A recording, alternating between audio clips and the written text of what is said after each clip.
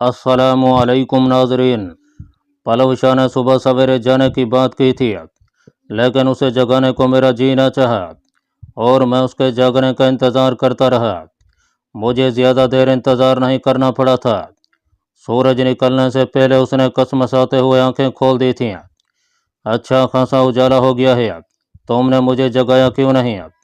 जमाई लेते हुए वो मेरी जाने मुतवज्जे हुई। मैंने तंज़िया अंदाज में कहा, तुमने अंधेरे में ज़रूर ठोकरें खाना थी। अच्छा अब तैयार हो चलने के लिए? मेरे तंज को नज़रअंदाज करते हुए वो मुस्तफसिर हुई। उम्मीद तो है।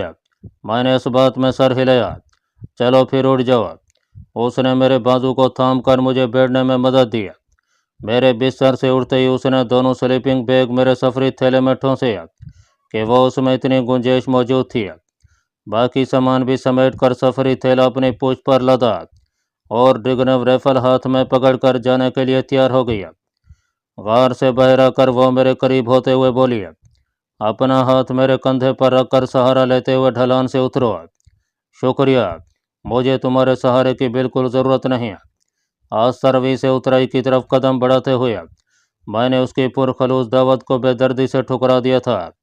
वो बिगड़ते हुए बोली, अगर इतनी ही गैरत थी तो बुलाया क्यों था? खुद मुझे भी एहसास हो गया था कि मैंने काफ़ी सख्त बात कह दी है, लेकिन इस वक्त मैं ढिठाई से बोला, मेरी मर्जी मैं जिस वक्त बुलाऊँ। आखिर तनख्वाह देता हूँ और तुम मेरे मुलाजिम हो, बड़ा या सेठ है। कहकर वो तेज़ कदमों से चलते हुए मुझसे आगे निकल गई थी। इस इलाके में मैं सेहतमंद होते हुए उसका मुकाबला नहीं कर पाता था। अब तो यूं भी मेरी सेहत ठीक नहीं थी। मैं आहिस्ता कदमों से उसके पीछे चलता रहा। ढलान उतरकर वो दरख्तों के झुंड में गायब हो गई थी। जो ही मैं झुंड के करीब पहुंचा, वो वहीं मेरी मुंतज़िर खड़ी थी। करीब जाते ही वो दोबारा चल पड़ी। घने दरख्तों की वजह से उसने अपनी रफ्तार बढ़ाने की कोशिश नहीं की थी ताकि मेरी नज़रों से ओझल न हो सके। पलवशा के सफ़ों से मेरे ज़ख्म की तकलीफ़ में उसी वक्त काफ़ी इफाका हो गया था और अब रात गुजरने के बाद तकलीफ़ की शिद्दत में मज़ीद कमी आ गई थी। लेकिन इसके बावजूद मैं काफ़ी नकाहत महसूस कर रहा था। आहिस्ता चलने की वजह से हमें जंगल से निकलने में घंटा भर लग गया था। दरख्तों के इख्तिताम पर हल्की सी ढलान थी। मुझे अच्छी खासी थकन महसूस होने लगी थी। ढलान चढ़ने से पहले मैं सांस लेने के लिए एक पत्थर पर बैठ गया। मुझे देखकर वो भी रुक गई थी, लेकिन उसने बैठने की ज़रूरत महसूस नहीं की थी। चंद मिनट आराम करने के बाद मैं दोबारा चल पड़ा। ढलान पर चढ़कर हम पहाड़ी की दाएं जानिब आगे बढ़ते चले गए। ढलान अबूर करके हम एक नाले में उतरे। घंटा भर मजीद चलने के बाद वो नाला अंग्रेजी के हर्फ वही की तरह दो शाखों में बढ़ गया था। इस रास्ते पर एक बार पलवशा और सरदार के साथ और दूसरी मर्तबा मैं अकेला सफ़र कर चुका था।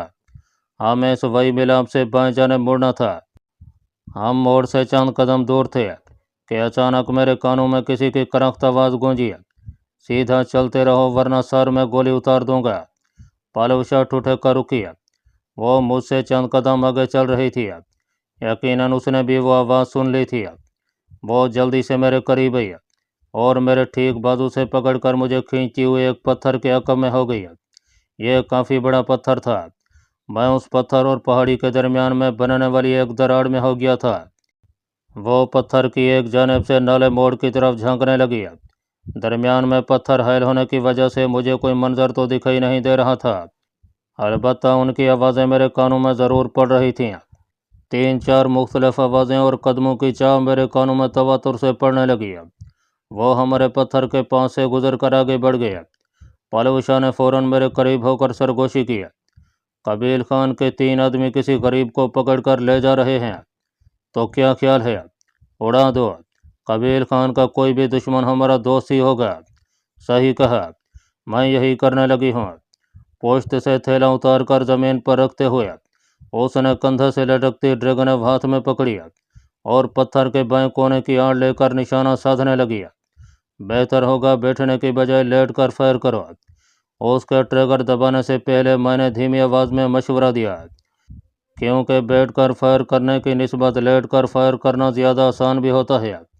जवाबी फायर करने पर दुश्मन को कम हदफ मिलता है और इस तरह सही तरह से निशाना भी साधा जा सकता है। मेरी बात पर अमल करते हुए वो फौरन लेट गई थी। वो तीनों 30-40 गज से ज़्यादा दूरी पर नहीं थे। इसके बावजूद वो 4 बार से ज़्यादा ट्रिगर दबा चुकी थी। एक कमीना बच गया है। वो 5वां फायर करते हुए मुझे मुखातिब हुई, लेकिन मुतवज्जे दुश्मन की जानिब रही।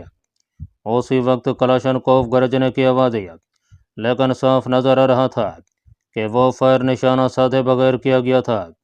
पालविशा ने 2-3 गोलियां मजीद ज़ाय की। जवाबी फायर भी सुनाई देता रहा।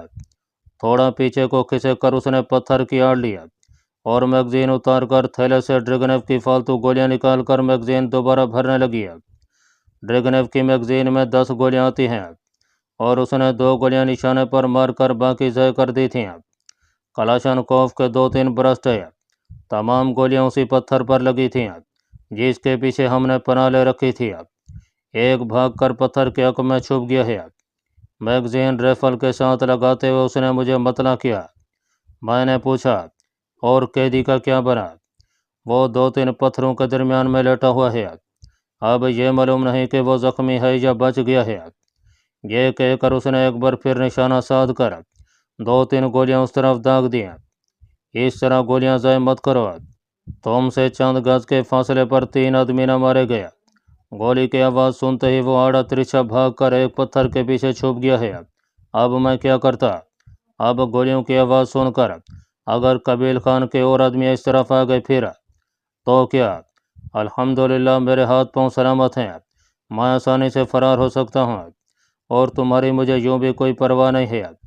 ये कहते ही उसने 3-4 मजीद फायर उस जानब झोंक दिया। मैंने झिल्ला कर कहा, यार क्यों गोलियां ज़ाय कर रहे हो? तो क्या करूँ? उसका सर थोड़ा सा नज़र आता है और फिर वो सर को पीछे खींच लेता है।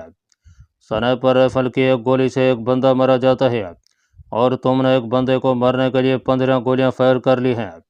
15 नहीं 18। मैगजीन में मौजूद आखिरी 3 गोलियां भी फायर करके वो मेरी जाने मुतवज्जे हुई।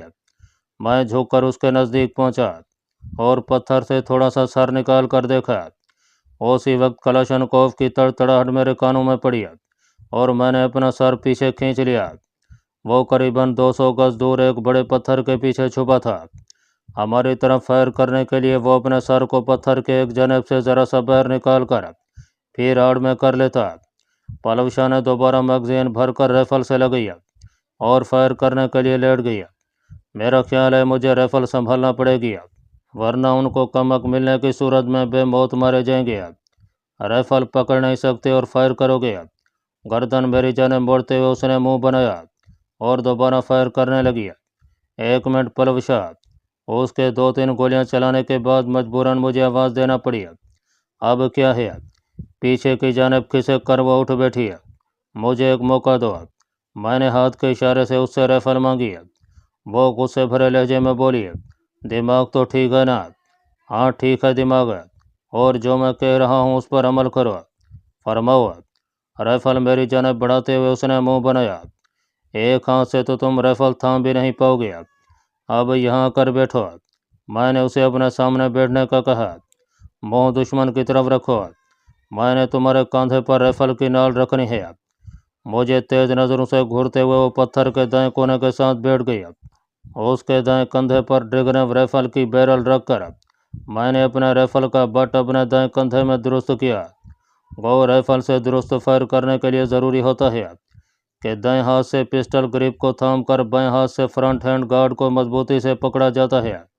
लेकिन इस वक्त मेरा बायां हाथ नाकारा हो गया था और अकेले दाएं हाथ से राइफल को संभाल कर दुरुस्त फायर करना नामुमकिन नहीं, तो मुश्किल तरीन ज़रूर था।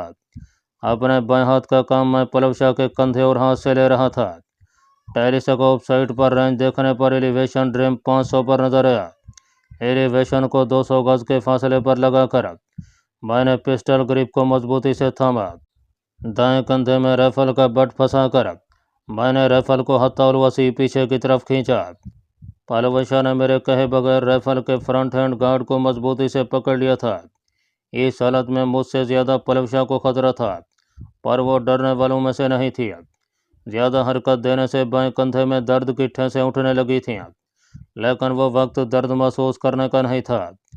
बायां घुटना नाले में बिखरे पत्थरों पर टेक कर मैंने दूसरा पाँव समेट कर उसी पर नशिस्त बनाकर बैठ गया। ड्रैगनेव की टेलीस्कोप साइड से हदफ का फासला मजीद सिमट कर करीब आ गया था।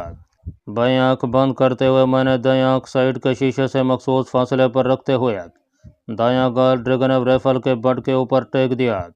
दुश्मन जिस पत्थर के अकब से झांक कर फायर कर रहा था उस पर शिस्त बांध कर उसके झांकने का इंतजार करने लगा। हमारी तरफ से 2-3 मिनट से फायर नहीं हुआ था, जिसकी वजह से वो भी मुहतात हो गया था। उसकी एहतियात की वजह से मुझे मज़ीद 1 मिनट इंतज़ार करना पड़ा और फिर उसने पहले की तरह फायर करने के लिए पत्थर की ओर से थोड़ा सा सर बाहर निकाला, मगर इस मरतबा उसे सर वापस ले जाने में कामयाबी नहीं हो सकी थी। अलबत्ता इस तरारी अंदाज में उससे ट्रैकर ज़रूर दब गया था। उसकी कलाशनकोफ एक लंबा ब्रस्ट फायर करके खामोश हुई। सर में लगने वाली गोली ज़्यादा देर फड़कने भी नहीं देती है। उसे गिरते देखकर वो खुशी से दमकते चेहरे के साथ मेरी जानिब मुड़ी। बस तुम्हारी यही खसूसियत देखकर जी चाहता है कबील खान के बाद तुम्हें मरने के इरादे में थोड़ी सी तरमीम कर लूँ। मैं उसे कोई जवाब ना दे सका, क्योंकि फायर से होने वाले हल्के से झटके ने मेरे ज़ख्म में होने वाली तकलीफ में इजाफा कर दिया था। मेरे चेहरे पर हवीदा अजियत भरे तासरात देकर वो बेचैनी से बोली, क्या हुआ? ये कहते हुए वो बेसाख्ता मेरा ज़ख्मी कंधा सहलाने लगी थी। मेरा ख्याल है निकलते हैं। तकलीफ जब्त करते हुए मैं उठ खड़ा हुआ। हाँ चलो, मेरी तईद करते हुए वो भी उठ खड़ी हुई। हम लाशों की जानिब बढ़ गए। 2 आदमी ऊँधे मुँह पड़े थे, जबकि एक उधेड़ उम्र का मर्द लाशों से एक जानिब होकर पत्थरों के दरमियान सुकड़ा सिमटा छुपा हुआ था। उसके दोनों हाथ पुश्त की जानिब एक मजबूत रस्सी से बंधे थे। पलवशा एक तेजधार खंजर हर वक्त अपनी पिंडली से बांधे रखती थी। उस मर्द के करीब जाकर उसने अपनी पिंडली से बंधा खंजर निकाल कर उसकी बंदिशें काट डालीं। कौन हो तुम और क्या नाम है तुम्हारा? बंदिशें काटते ही पलवशा उसे मुखातिब हुई। वो मोहतात लहजे में बोला, काबिल खान मासूद, और मैं एक ताजर हूँ। मैं इनके करीब जाकर खामोशी से खड़ा हो गया था। उनकी तुम्हारे साथ क्या दुश्मनी है? पलवशा ने अगला सवाल पूछा। इनकी दुश्मनी मेरे साथ नहीं है, मलिक खुशहाल खान मासूद के साथ है, बल्कि इनके मशर कबील खान की दुश्मनी है खुशहाल खान के साथ है, और मैं मलिक खुशहाल खान का मामूजाद भाई हूँ। उसकी वजाहत सुनकर मामला समझना आसान हो गया था, लेकिन पलवशा के सवाल जारी रहे। उन्होंने तुम्हें कहाँ से पकड़ा? मेरा ख्याल है दुश्मनी के बावजूद यूँ खामखा किसी पर हाथ डालना लड़ाई को खुली दावत देना है। वो तफसील बतलाता हुआ बोला, खुशहाल खान मसूद के आदमियों के लिए अंगूर अड्डे के रस्ते अफगान सरहद अबूर करना मना है। इस बार खुशहाल खान और कबील खान में बाकायदा मुआहदा हुआ है और मुझसे ये गलती हो गई है। गो मैं कोई चीज़ स्मगल नहीं कर रहा था और मेरा मकसद सिर्फ अफगानिस्तान जाकर किसी से मुलाकात करना था। इसी वजह से मैंने इस रास्ते पर जाने की हिम्मत की थी और सुबह सवेरे अंगूर अड्डे से आगे रवाना हुआ। लेकिन मेरी बदकिस्मती कि उस वक्त भी मेरा टकराव इन आदमियों से हो गया और अब यह मुझे पकड़कर यहाँ अपने किसी मखसूस अड्डे पर ला रहे थे। यहाँ पर मौजूद कबील खान की हवेली तो गलबन तबाह हो चुकी है। पलवशा ने यकीनी बात को गुमान के अंदाज में बयान किया। हाँ, हवेली की तबाही की खबर हम तक भी पहुँच चुकी है और अब मुझे ये मालूम नहीं है कि इस हवेली के अलावा भी यहाँ कबील खान के आदमियों का कोई ठिकाना है या नहीं है। अलबत्ता अलाम के लिए इसलिए नहीं लेकर गया कि अवामी गाड़ी में जाते हुए मलिक खुशहाल खान तक मेरी गिरफ्तारी की खबर पहुँच जाती है और फिलहाल ये इस खबर को राज में रखना चाहते थे। हों कहकर पलवशा ने इस बात में सर हिला दिया। आपके मुतालिक कुछ जान सकता हूँ? उसने धीमे लहजे में पूछा। हमें तुम कबील खान के दुश्मन समझो? ये कहते ही वो लाशों की तलाशी लेने लगी। उनकी जेबों से निकलने वाली नकदी उसने अपनी जेब में मुंतकिल की और गैर ज़रूरी चीज़ें उनके करीब ही फेंक कर वो तीसरी लाश की तरफ बढ़ गई। ड्रैगनेव की गोली उसके माथे की बाएं जानब लगी थी। उसकी जेब से भी नकदी और एक मोबाइल फ़ोन निकाल कर अपने जेब में डालते उसने मरने वाले की कलाशनकोफ उठाई और मेरी तरफ बढ़ी। उन 2 लाशों के पास 3 कलाशनकोफें पड़ी थीं। ये कलाशनकोफ मेरी है। पलवशा को कलाशनकोफें समेटते देखकर काबिल खान ने एक रूसी साख्त की कलाशनकोफ की जानिब इशारा किया, जिसकी बैरल कलम नुमा तिरछी हुई थी। उठा लो, बाकी दोनों कलाशनकोफें उठाकर पालव शाह ने काबिल खान को अपनी कलाशनकोफ उठाने का इशारा किया। शुक्रिया। कलाशनकोफ उठाकर वो ममनूनियत भरे लहजे में बोला, अब यहाँ से भागने की करो। यह ना फायरिंग की आवाज़ सुनकर उसका भी इसके मजीद आदमी यहाँ पहुँच जाए। आप दोनों के नाम जान सकता हूँ? अपने कलाशनकोफ कंधे से लटकाते उसने सवाल किया। पालव शाह उसे जवाब देने की बजाय मेरी जानिब सवालिया नज़रों से देखने लगी। मेरा नाम जीशान और मेरे साथी का पल्लू खान है।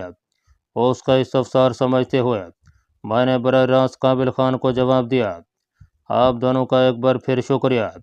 अगर कभी मेरे लायक कोई खिदमत हो तो मेरा इलाका विशलाम है।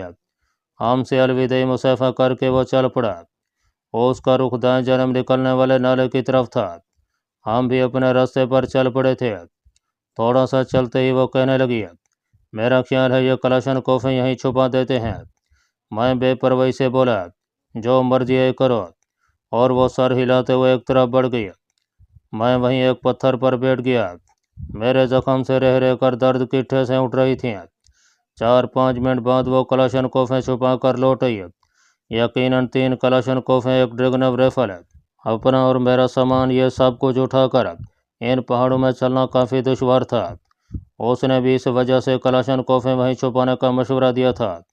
उसके करीब आते ही मैं दोबारा उठकर चल पड़ा। 4-5 घंटों के बाद हम कमांडर नसरुल्लाह की बैठक में पहुंच गए थे। मेरे लिए यह सफ़र काफ़ी तकलीफदा और मुश्किल साबित हुआ था। बैठक में दाखिल होकर उसने जल्दी से बिस्तर झाड़कर मुझे लेटने में मदद दी। तुम आराम करो, मैं किसी डॉक्टर को यहाँ लाने की कोशिश करता हूँ। वो जब भी संजीदा होती लड़के के अंदाज में बात किया करती थी। मैंने उसे जवाब दिए बगैर आंखें बंद कर ली और वह बाहर निकल गई। उसकी वापसी से पहले कमांडर नसरुल्लाह आ गया। वो उम्र की उस सतह पर था कि अब वो ट्रेनिंग या अमली तौर पर किसी सरगर्मी में हिस्सा लेने के काबिल नहीं था। बस कभी कभार अहम अमूर की मुशावरत के लिए बुला लिया जाता था। बाकी वक्त वो घर ही में गुजारा करता था। इस वक्त भी बैठक का ताला खुला देखकर वो इस तरफ चला आया था। अस्सलाम वालेकुम। अरे क्या हुआ? सलाम कहते ही उसकी नज़र मेरे जख्मी कंधे पर पड़ी और उसने पूछने में देर नहीं लगाई थी। वालेकुम अस्सलाम कहकर मैं उसे ज़ख्मी होने की वजह बताने लगा। हाँ, अब पल्लू खान कहाँ गया है? वो डॉक्टर को बुलाने गया है। ये अल्फाज मेरे होंठों पर थे कि बैठक का बैरूनी दरवाज़ा खुलने की आवाज़ आई। शायद पल्लू खान डॉक्टर को ले आया है, कमांडर नसरुल्लाह ने कहा। उसकी बात की तस्दीक अगले ही लम्हे हो गई जब पल्लव शाह अस्सलाम वालेकुम कहते हुए एक बारी शख्स के हमरा नमूदार हुई। अमूमी तौर पर डॉक्टर हजरात क्लीन शेव होते हैं, मगर उसके चेहरे पर बहुत खूबसूरत घनी दाढ़ी थी। सलाम का जवाब देकर कमांडर नसरुल्लाह डॉक्टर और पल्लव शाह से हाथ मिलाने लगा।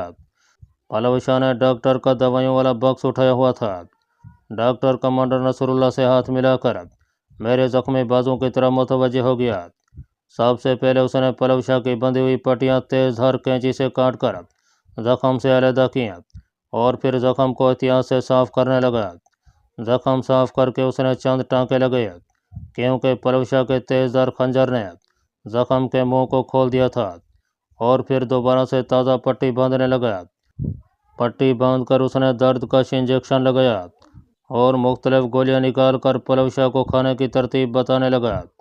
पल्लव शाह उसे दरवाजे तक छोड़ने गई और फिर वापस आ गई। कमांडर नसरुल्लाह ने पूछा, आप लोगों के लिए खाना लाऊं? भूख तो बहुत सख्त लगी है, पल्लव शाह ने पेट पर हाथ फेरते हुए कहा। और कमांडर नसरुल्लाह मुस्कुराता हुआ बाहर निकल गया। रात को मैंने आई काम पर अल्फ़ा 2 से रब्ता किया। मैं पहली बार उससे रब्ता कर रहा था। उसे कोड में ताज़ा सूरत हाल बताकर मैंने रब्ता मुनक़ते कर दिया। मेजर औरंगज़ेब तक अपने ज़ख्मी होने की खबर पहुंचाना लाजमी था, क्योंकि मैं कम अज़ कम महीने भर के लिए तो नकारा हो गया था। अल्फ़ा 2 से होने वाली तमाम गुफ्तगू पल्लव शाह ने भी सुनी थी, लेकिन उसने ये अल्फ़ा 2 के बारे जानने में कोई दिलचस्पी ज़ाहिर नहीं की थी। गुफ्तगू के इख्तिताम पर वो मुझे दवाई खिलाने लगी। गोलियां खिलाकर उसने नीम गर्म दूध का गिलास मुझे पकड़ा दिया। मेरा ख्याल है तुम चंद दिन अपना घर में आराम कर लो। दूध पीकर मैंने ख्याल ज़ाहिर किया, शायद तुम छुपने का इरादा किए बैठे हो, मगर मैं तुम्हारी ये तरकीब कामयाब नहीं होने दे सकती। तुम्हें मशवरा देना ही फजूल है। उसने बुलंद बाग कह लगाया। मैंने लेटने के लिए अपने तकिए को हाथ लगाया और वो जल्दी से आगे बढ़कर मुझे लेटने में मदद देने लगी। लेटते साथ ही मेरी आंखें बंद होने लगी थीं। यकीनन मेरी दवाई में ख्वाब आवर गोली भी शामिल थी। मेरी आंख प्यास लगने की वजह से खुली थी। पलवशा मुझे साथ वाली चरपाई पर तकिया से टेक लगाई ऊँगती नजर आई। मैंने उठने की कोशिश की और हल्की सी आवाज़ सुनकर वो जाग गई। कहाँ जा रहे हो? जमाई लेते हुए वो मुस्तफसिर हुई। पानी पीना था। उसे जागते देखकर मैंने उठने का इरादा तर्क कर दिया तो मुझे आवाज़ दे ली होती। 4 पैसे उठकर वो कोने में पड़े घड़े की जानिब बढ़ गई। पानी का भरा गिलास पकड़ा कर उसने मुझे सहारा देकर उठाया और पानी पिलाकर दोबारा लिटा दिया। मेरी आंखें एक बार फिर बंद होने लगीं। अगले 2 हफ्तों में मेरे कंधे का जख्म काफ़ी हद तक ठीक हो गया था। इस दौरान पलवशा ने मेरी तीमारदारी में कोई कसर नहीं उठा रखी थी। मैंने कई बार उसे घर जाने को कहा मगर वो मज़ाया अंदाज अपना कर टाल गई। कभी कभार जाती भी थी तो शाम तक लौट आती थी। मैं बाजू को हिला जुला कर बैठक के अंदर ही वर्जिश वगैरह कर लेता था। अब मेरा बाजू ठीक ठाक काम करने लगा था। एक रात को अल्फा 2 से बातचीत हुई तो पता चला कि सरदार खान ने 1 माह की और छुट्टी मांग ली है। पलवशा भी सारी गुफ्तगू सुन रही थी। जो ही मैंने आई काम ऑफ किया फ़ौरन बोली इसका मतलब है कबील खान के खिलाफ हम दोनों को हिम्मत करना पड़ेगी। सरदार भाई का इंतज़ार फजूल है। मैंने इस बात में सर हिलाते हुए उसकी तायद की। तो फिर क्या सोचा? मज़ीद इंतज़ार उसके लिए मुश्किल हो रहा था। वो खबीस तो किसी जगह टिकता ही नहीं। अफ़गानिस्तान जाने के बारे क्या ख्याल है? मैंने मशवरा मांगने वाले अंदाज में पूछा। वो एतमाद से बोली चले जाते हैं लेकिन इससे पहले एक चक्कर उसकी हवेली का लगा लें। आजकल वहाँ ज़ोरों शोर से काम शुरू हो गया है। हाँ, उसकी अय्याशी का जो अड्डा था। काफ़ी देर तक हम मंसूबा बनाते रहे। आखिर में तय किया कि कल सुबह हम डी ब्लॉक पर जाकर वहाँ से बेरटम 107 ले आएंगे और इसके बाद कबील खान के खिलाफ कोई एक्शन लेंगे। सुबह सवेरे नाश्ते के बाद हम वैगन में बैठकर अलाम खेल पहुँचे और वहाँ से डी ब्लॉक की तरफ चल पड़े। ये एहतियात हमने ज़रूर की थी कि अलाम खेल से 1 किलोमीटर पहले उतरकर नाले में हो गए थे। डी ब्लॉक के सामने वाले संतरी को अपना तारुफ करा के हम पोस्ट कमांडर को मिले। पहले वाला कमांडर वहाँ मौजूद नहीं था लेकिन वो उसे हमारे बारे मुकम्मल बता गया था। दोपहर का खाना हमने वहीं खाया और बेरटम 107 उठाकर वहाँ से निकले।